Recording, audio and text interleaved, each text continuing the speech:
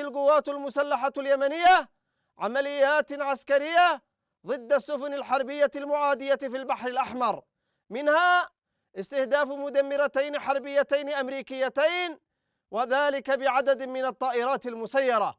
وقد حققت العمليات العسكرية أهدافها بنجاح بفضل الله.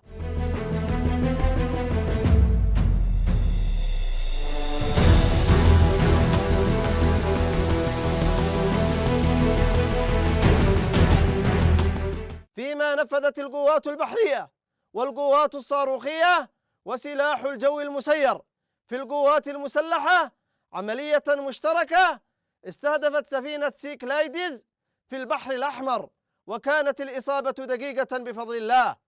استهداف السفينة جاء بعد انتهاكها قرار حظر مرور السفن المتجهة إلى موانئ فلسطين المحتلة، وذلك بتوجهها إلى ميناء أم الرشراش في 21 من أبريل الجاري بأسلوب الخداع والتمويه بادعاء توجهها إلى ميناء آخر. وبعدد من الطائرات المسيرة استهدف سلاح الجو المسير في القوات المسلحة اليمنية بعون الله تعالى سفينة MS أوراين الإسرائيلية في المحيط الهندي.